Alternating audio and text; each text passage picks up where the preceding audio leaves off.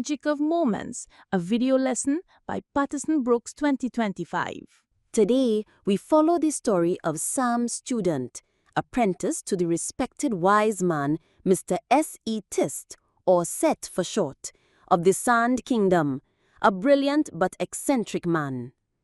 On the first day of his apprenticeship, King Egos threatened to execute all the wise men if they could not design machines to build a pyramid in his honor.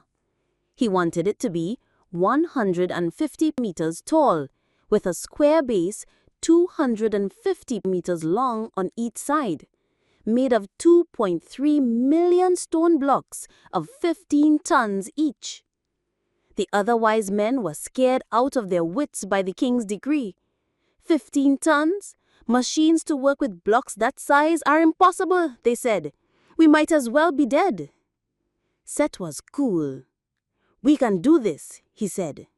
All we have to do is find the magic of moments. What do you mean by magic of moments? Asked an eager Sam. Do we need a wand for it? That will have to wait for tomorrow, Sam, my boy, said Set, as they prepared the laboratory. This involved arranging all the tools, ropes, and various gadgets that Sam found fascinating. There were glass jars with liquids of all colors that Set kept covered. One had a silvery liquid that swam around as if trying to escape. Needless to say, Sam did not go near that one, but Set treated it like it was a glass of water. The work left Sam so tired he slept like a baby with a full belly. He dreamed all night of magical moments drifting across his mind. When he got up, he could still see them, but could not describe them. I guess I'll have to wait to see what my boss will conjure up today for me to get a grasp on moments.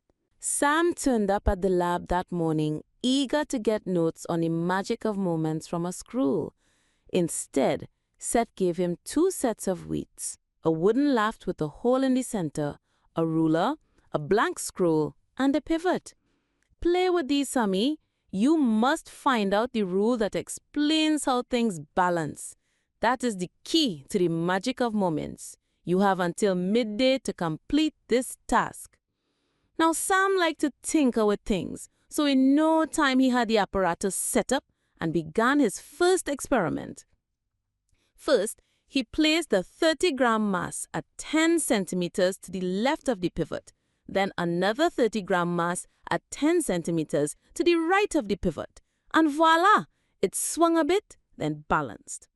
Next, he placed a 20-gram mass at 10 centimeters to the left of the pivot, then another 20-gram mass at 10 centimeters to the right of the pivot, and voila, it swung a bit, then balanced again.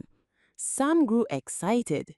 He balanced 10-gram masses at 10 centimeters, 20-gram masses at 20 centimeters, and 40 grams at 40 centimeters. He was sure he knew the law of balance. So he rushed over to Set and said with confidence, "The law of balance is masses of equal size will balance when placed at equal distance around a pivot." Sam's heart dropped when Set said, "Can I see the results, Sammy?" without looking up. He paused for a minute.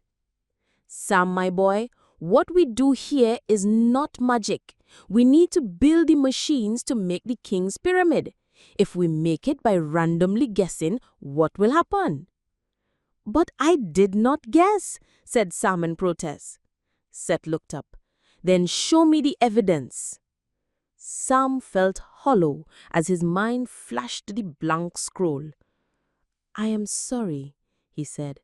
"I will record the results this time." And he turned to go back to his experiment. "Sam, my boy," said Set, "try balancing masses of different sizes this time. Think of a seesaw." As Sam resumed work, images of seesaws filled his mind. Some with thin people balancing each other, while others showed fat persons balancing on the seesaw. The ones that showed a fat person balancing with a thin person jumped out at him, so he decided to use that approach to his experiment. First, he placed a 30-gram mass 10 centimeters to the left of the pivot and a 100-gram mass 6 centimeters to the right of the pivot. The beam dropped clockwise. So he slid the 30-gram mass to 15 centimeters from the left of the pivot and left the 100-gram mass at 6 centimeters to the right of the pivot. The beam stayed down. Then, he slid the 30-gram mass to 20 centimeters from the left of the pivot and left the 100-gram mass 6 centimeters to the right of the pivot. The beam swung up, rocked for a few seconds, and stayed level for a perfect balance. Sam smiled and wrote down the results in a table. Next, Sam placed a 15-gram mass at 20 centimeters on the left of the pivot and a mass of 10 grams at 20 centimeters on the right of the pivot. The beam dropped anti-clockwise. Following that, Sam left the 15-gram mass at 20 centimeters on the left of the pivot and slid the mass of 10 grams to 40 centimeters on the right of the pivot. The beam dropped clockwise. Again, he left the 15-gram mass at 20 centimeters on the left of the pivot, but this time he slid the mass of 10 grams to 30 centimeters on the right of the pivot. The beam swung up, rocked for a few seconds, and stayed level for a perfect balance. Sam smiled and wrote down the results in a table. Soon, Sam had a table full of results. He knew there must be a relationship between quantities on the left and right for balance, but he couldn't figure it out.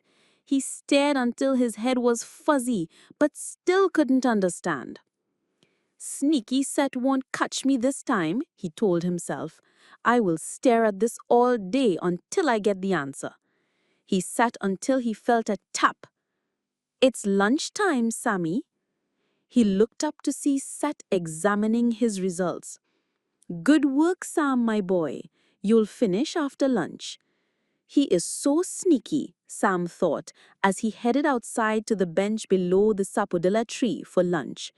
He enjoyed the fried fish, sada roti, and rough lemon juice, then took 10 minutes listening to the birds in the sapodilla tree before heading back to his experiment. Sam returned to the results table with a full belly and a clear head.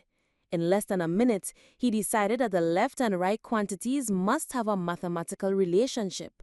So he decided to test each one at a time.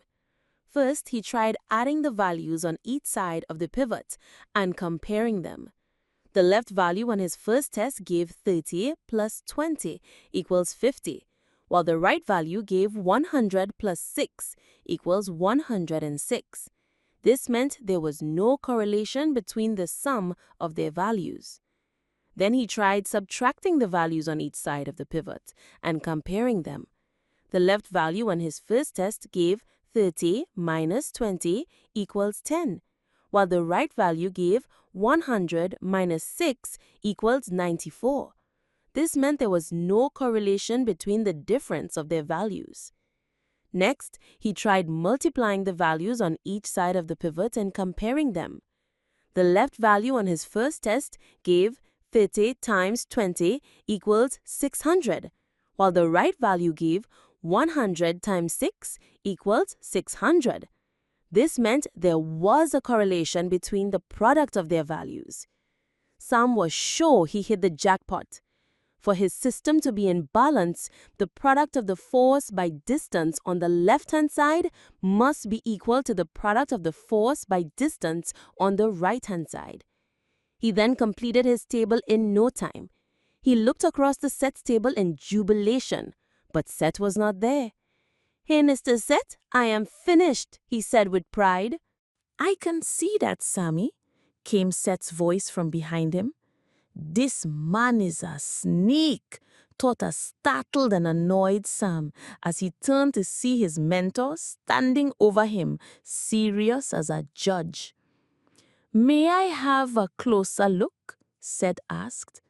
Sam pretended to smile and got out of the way.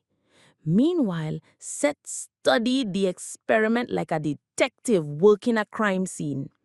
First, he examined the masses, followed by the pivot, then the beam/ruler. All the while, he chuckled like the villain in a spy movie. That did not faze Sam. He felt confident that he'd done everything right. After Seth finished, he looked up at Sam. "You did well, Sammy. You did very well," and handed him a big Julie mango. Sam beamed with pride and slipped the fruit into his pocket. He loved Julie mango with a passion. By now, Sam knew there must be more. So he was not surprised when Seth said, "We can make this so good that the king cannot doubt it." Sam did not know what Seth meant, but he would take making his result better any day. So he leaned over as Seth went over the results. First, he changed the masses from grams to kilograms by dividing by 1,000. Next, he changed the distances from centimeters to meters by dividing by 100. Finally, he changed the word product to moments. When he was finished, he said to Sam, "Your results were correct. We just had to get the units right." Sam did not see the point. He just saw Seth as a picky old man. He got the point when Seth added, "King Egos would not like it if we get anything wrong." Sam became serious. "How will this help us build a pyramid?" "You are a brilliant boy," said Seth. "Suppose we wanted to lift a heavy load instead of balancing masses." Sam thought for a while. Then his mind locked onto the seesaw with the thin man balancing the fat man.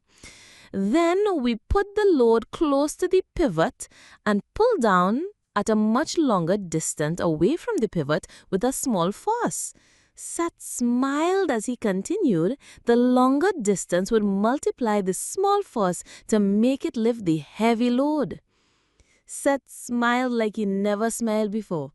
That is called mechanical advantage. It is the magic of movements. Sam shook his head as Seth continued. "It is also the magic of machines such as pulleys, levers, gears, and inclined planes. We will start looking at them tomorrow." "The machines to build the pyramid," Sam said. "I can't wait to build them." "We will start working on them tomorrow," said Seth. "We are out of time for today. In the meanwhile, let's summarize what we just discovered. A moment is a turning effect caused by a force around a pivot or fulcrum.